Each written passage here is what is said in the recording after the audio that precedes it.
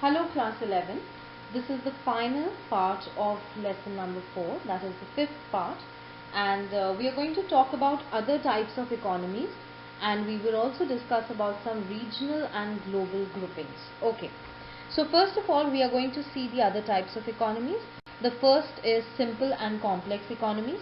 Now basically a simple economy is that kind of an economy where each individual specializes in the production of one commodity only.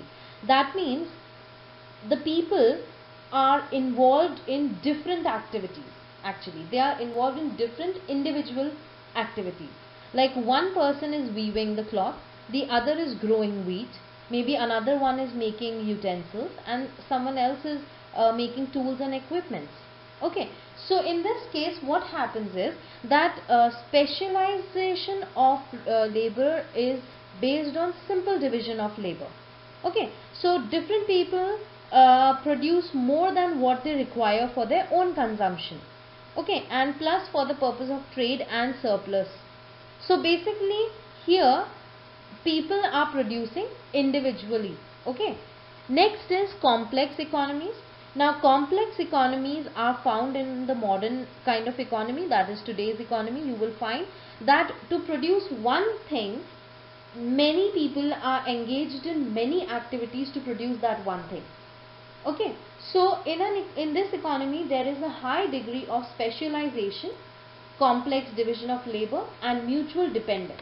That means to make a car there is lot of work that is done, assembling of the parts, first producing the parts, different parts are produced by different people.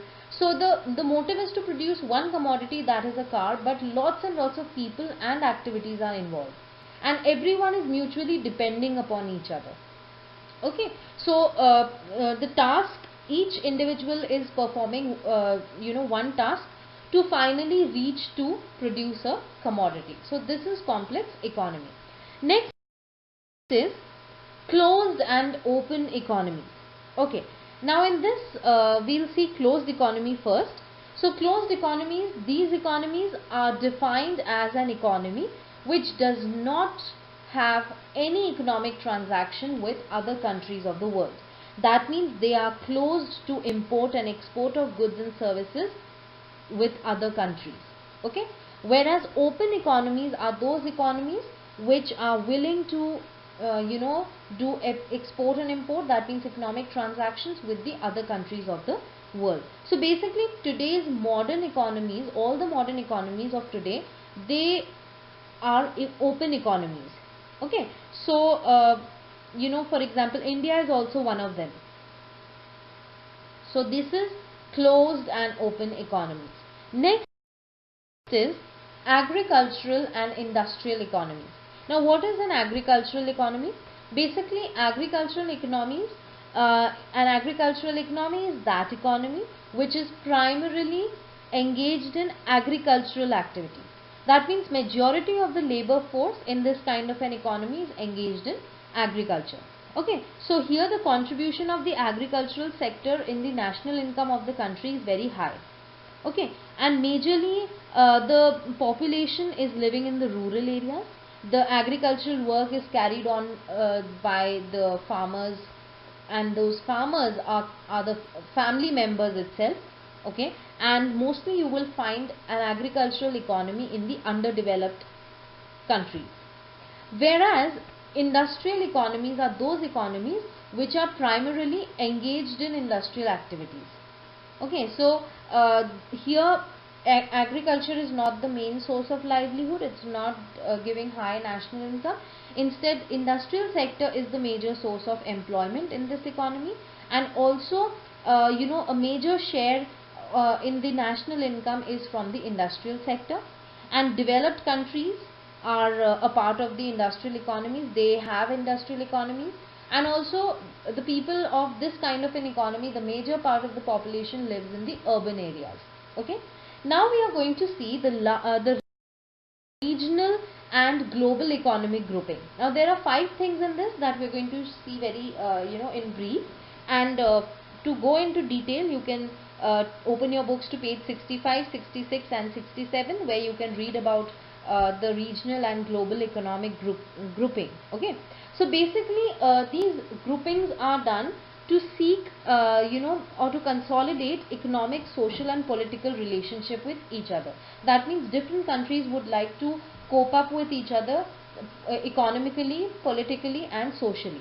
Okay, so these are the objectives. Then also the another objective is that to cooperate better, okay, and to try to sort out the common problems. Basically all the members of all the member countries in this group, in these groupings, will be geographically contagious. So for example, if it's if we talk about SAARC, let's take an example, then all the countries of SAARC will be they'll be promoting regional cooperation.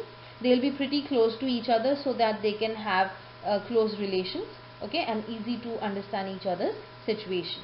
Okay, now the first grouping is SAARC, that is the South Asian Association for Regional Cooperation.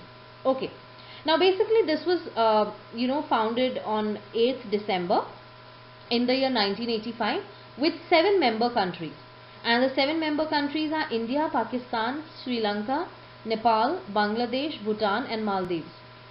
But later on in the year 2007, Afghanistan also joined this group. Okay, the main head office or the secretariat office is in Kathmandu, Nepal, and the main objectives of SAARC are: number one, to promote welfare of the people of South Asian countries, the member countries, and basically to give them a quality life, to improve their standard of living, to promote economic growth, okay, and to have cultural development, also to promote and strengthen the self-reliance among the countries of South Asia. The next is ASEAN. ASEAN is Association of Southeast Asian Nations. Okay, so here it was established in the year 1965, and there were 5 founding member countries in that year when it was established, and those 5 countries were Thailand, Singapore, Philippines, Indonesia, Malaysia, and then its members increased with the joining of Brunei, Vietnam, Laos, Cambodia and Myanmar. Okay, then basically the motive is of this grouping, the motive is actually to promote economic, political, social and cultural cooperation among the member countries. That means all the names of the countries that we just heard of, these countries would like to cooperate with each other economically, politically, socially and culturally. Okay, then it is actually considered to be a very big platform that promotes unity, it promotes prosperity, it promotes development and also sustainability of the region. On the other hand, in the year December 2009, India entered into this agreement. So India also became a part of this, and this particular grouping, it also aims at eliminating the import duties. That means the import expenses on many manufactured goods. Okay, so those goods are not mentioned here, but definitely the manufactured goods, they will have certain import duties and those are to be eliminated. That means the duties will not be taken, they don't have to be paid. Okay, the next one is European Union, EU. Earlier actually European Union, it was known as European Economic Community. Then it started to be known as European Community. Okay, and after 1993 this became European Union. Okay, so basically it aims at a political and economic union. Okay, it tries to have political and economic relationships with 28 members of the European continent. So there are 28 countries from the European continent. Okay, so the objective is actually of forming a single economy, to have a common economy and a common currency. And the common currency that they are following is euros, which happened actually in the year, not in the year, but actually the euro currency has been created as a very common standard kind of a currency which helps in avoiding and removing fluctuations in the exchange rate.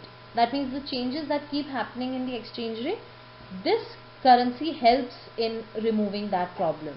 So countries like France, Belgium, West Germany, Italy, Holland, Luxembourg, and United Kingdom, Denmark, Ireland, Greece, Spain, Portugal, Austria, Sweden, Finland, Czech Republic, Hungary, Estonia, and Latvia.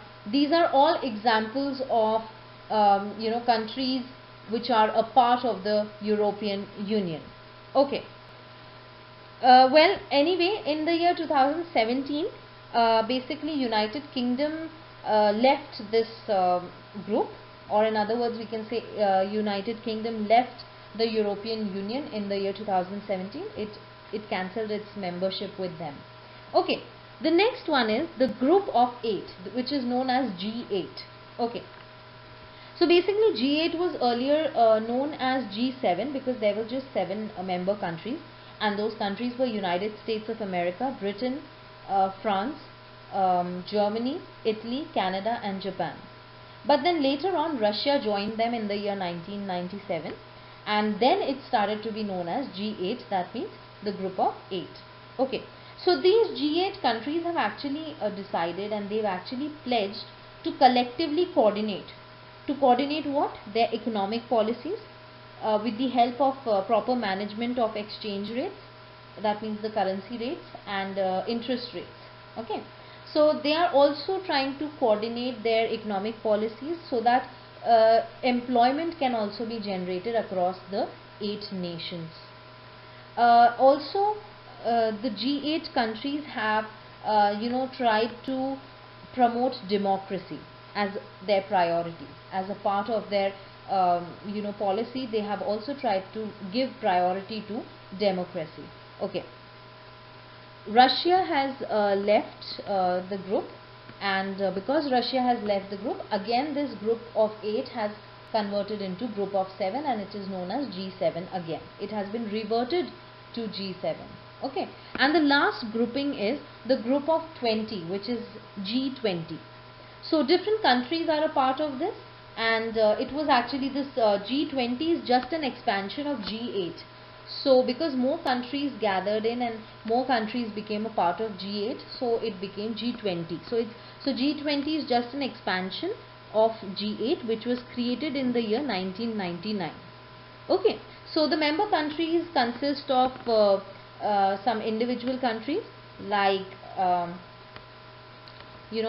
countries like Argentina, Australia, Brazil, Canada, China, France, Germany, India, Indonesia, Italy, Japan, Mexico, Russian Federation, Saudi Arabia, South Africa, South Korea, Turkey, United Kingdom, United States of America, plus it also includes the European Union. So in European Union, whatever countries are a part of that will also be a part of G20. Okay. Now G20 actually aims to discuss the policies relating to the promotion of international financial stability, so that there is economic growth, global economic growth. That means all the nations of the world are growing economically. Okay, so this is their aim, and they every year they have their meetings. They have their annual meeting, that means yearly meetings, and they meet together, and basically they discuss about different financial issues and everything. So all the ministers, all the ministers of all the countries, that means the finance ministers of all the countries and the governors of central banks of all the countries, they meet together every year in order to talk and discuss and make some decisions about the economic stability and to help the globe to grow economically. Now students, this was the last part. I hope you all have understood the 4th lesson, and I believe that you all are simultaneously, along with the videos, you are also following it in your books. I believe that you will all prepare this lesson properly. All the best.